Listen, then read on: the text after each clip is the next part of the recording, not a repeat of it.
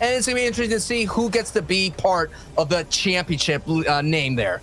And look at what is happening here. Tabs G, C9 Pash, which we all know is Chap. That's Ved there as well. Are they going to get any of the guns? No. Ved's going to go down. Will Chap be able to get out of this one alive? We see Forzen here just getting all these eliminations. Ved will fall. Don't know if Chap goes down because everybody and their dog is landing in Stark Industry. It's just something that you will see throughout the entire time. When someone has success in the FCS trios in the EU, you have Mitro, Mongrel, Tayson finding success by landing here in Stark Industry. And at the same time, there's just so much investment in that Stark chest. You get the power weapons out of it. But I feel that in the duo stage, it's just so difficult to hold it down, as we see Tito and Love now having some issues. As down goes Tito. He does indeed. Unfortunately, not playing together. Chap is still alive, Sancho. So a big name can still make it out. And you see him get in the Stark Mark 51 and say, I am out. I don't want anything to deal with this. I don't want to be anywhere near it. And now Tabs and Joji, now unfortunately in a very awkward spot. Forzen going in. The pump shot is going to be there. The one pump, but he can't turn around and get the flick on the Tabs. Can the finish come through? Will it be enough? It will. But Tabs has got a whole nother player coming up. 100 pump is going to connect there. He needs to hit another big one, and he does. But again, it's the story of trades. I'm telling you, man, Stark Industry, the main building is just too chaotic. You could have all the power weapons in your world. Yes, Scraps right now was able to win out that engagement with the legendary pump shotgun, but a robot, a third party, the fourth, the fifth, the sixth, the seventh, the eighth. Backbook on one side there, the other player on the other. He's gonna think he's safe rotating here, but the shots will come through. If they're able to connect, get the tags, he will go down. But look at all that, the crash pads come through and the tags were there. Notebook took one page right out of it and got the elimination. Playing on the back foot, waiting for his duo to get there and continuing the push down on these players on low ground, and a nice find on the Duff. Now, this is where we're talking about the aggression in the early semifinals. Sometimes you want to knock off your aggressive games as fast as possible because you're going to be facing that skill-based matchmaking that may be not that high. So if you pop off here, wow, back-to-back pumps for Valentine, getting that job done right then and there. If you get the job here now, when it gets a little bit tighter, when the ELO, whatever, kind of kicks in, and you're making baby steps and racking up points very little, in Fortnite competitive, always say that this transition from semifinals to those set lobbies is probably the hardest thing they have to do because they have to do different play styles. Oh, the ambush is there. Boop, pow, surprise. Anathy getting the nice elim, but that's what I'm trying to say. It's like so difficult because how they're getting to second place, how they are in that spot, and now they're backing up a little bit, Sancho. They realize we need to fight together. This person did a lot of damage to Little there, and they want to get back, heal up, and now go on the offensive. And the shot, the crash pad up to the top is going to get the box, the piece control, nice. And he says bye-bye, good night. Now, I got it, Orca in the chat. This is the great thing about Dreamhack. We like to interact with the chat. Says, Bush campers, why are they playing like me in your Dreamhack? That is a new strat that is being developed in Fortnite competitive. Benji is the king of these ambushes as well. All levels of players will do anything to find the advantage. As you see here, Specs and Fearful now in a battle in this tournament. Now it's a 1v1. Can Fearful get the trade as well? Yes. Fearful was able to clutch up right there. And oh my goodness, Rex and Epic Whale get a victory royale. So I would say, Mount Rushmore of NA West. Full games in, but then you have 4 to play around with. Notebook, however, doesn't want to mess around with any games. Unfortunately, we saw them not do so well in that first game, but now taking down Dreamhack's Nick and taking down Hobbs as well. They took them both down, and they're already on to another player. That is the aggression already. 3 moves ahead, laying down the fire. You never know. You pop the tire, cause that Mach 51 to flip over, but hey, you poke the bear, you better be prepared to defend yourself, and that's what's happening. They pull over and now exchanging shots against Notebook and Backbook. So now we're gonna have another Edge of Storm fight here breaking out. So now Chap, Chap didn't want any business of that fight, Clay. He just wanted to make a nice rotation. You shoot at his whip, he's gonna have to turn around and fight back. Now we've seen Thrashy, AXTXE, I'm not sure what kind of program that is, but now you're having some issues here. Be careful. Do not get removed out of this match. You did really well getting a victory out in the first one, and this is what you don't want to have. You want to have consistency. And Notebook right now, this man's out here doing some kind of rebuilding, Clay, against Chap down on your bottom right. You're going to have a long way to go, a long rotation. So get ready to move as much as possible, because those mountain areas, you know, Clay, there's already people perched up gatekeeping, kind of like a tower defense, raining fire. But now, Chap, you mentioned the Boomer now is in a bad defensive stats with low HP as backhook. Oh my goodness. Chap almost clutched it, and Notebook with the clutch. Hey, man, dude, Notebook with the two-piece right then and there. Macram takes a lot of that damage, and there a build fight ensues, and this is not a great place to have it, as you see Zone continues to pull down more south.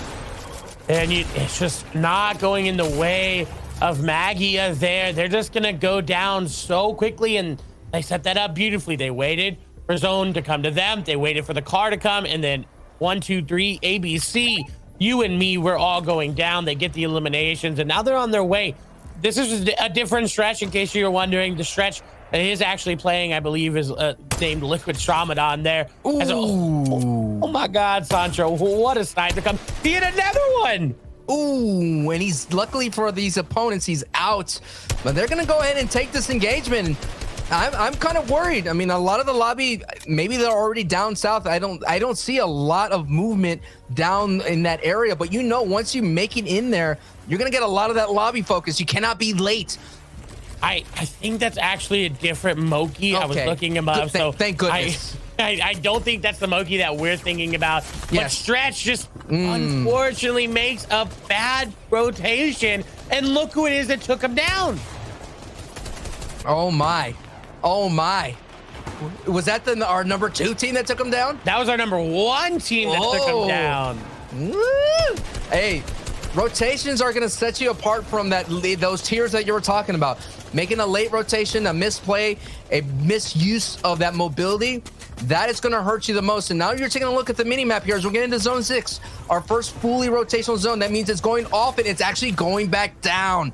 So all those players that just left it may now have zone priority, but still, I feel you want to be on height here on this side of things, even though you don't have zone priority, Clay.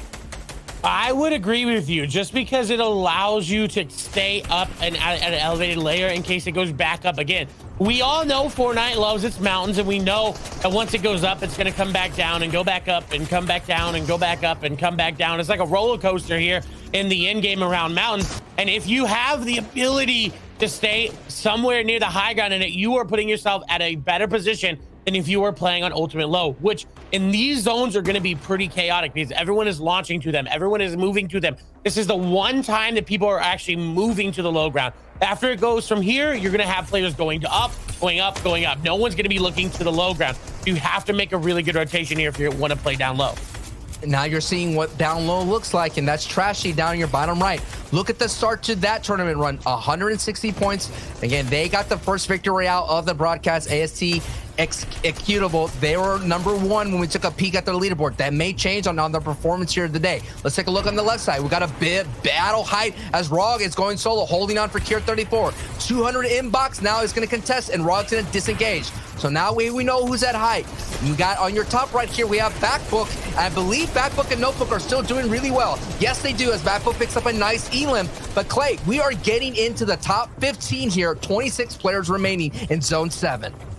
And it's going to come down to just who makes the right play at the right time. We got an overhead POV. I see a Liffy and Little still in this game as well. Up. So second and first are in. And Sancho, you make a great point. It is going back up. Going back up, that means Kier 34. Oh, 200 in a box here goes down. So Kier 34 has got the clutch solo. But now everybody has to make that mad scramble dash up the mountain. And that mountain takes a toll on all your builds and all your mobility. So that is why Thrashy is going to look really well, because now you could just be this bottle cap to this pressure that's being surmounted from the bottom here. As you see, Backbook and Thrashy all dealing with the mountain, but Thrashy is actually dealing with it a lot better because he's clear from all that crazy elevation. And they did the high ground retake perfectly. They waited until 7 zone, shockwaved up and said, yoink, that's mine. I want to win the game again. And it looks like they're setting themselves up to do so. Unfortunately, they did lose our second place team. Notebook and Backbook are still in this game as well. We've seen them pop off. They have 8, 9 eliminations. Trashy and EXE only sitting on 5 as they're getting more and more and more. It's going up a mountain yet again. What did not work out for them as well as it could have is it went back down last time. They were able to clutch it up. Can they do it again? Can they clutch up another victory royale? Hopefully can they maintain as well. Looking at Thrashy's builds on your bottom right, only 36 builds, so you're gonna have to find some sort of builds or hope. Yes, the zone keeps pushing up the mountain as Backbook and Notebook now making a play for height on the left side of your screen. Here we go. We have the classic build up.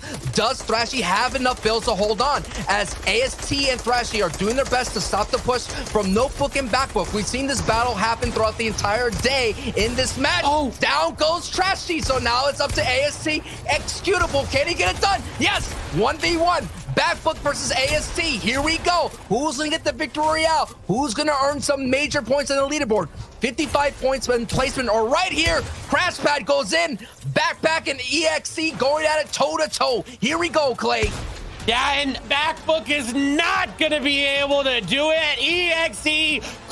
Then Trashy, who of course, like you just said, we've seen before, but AST executable up in first place, 220 points, 3 games played, 2 victory royales. Right below them though, it's another new team, Zello and Decay. They have 3 games played with 1 victory royale and 20 eliminations between the two of them.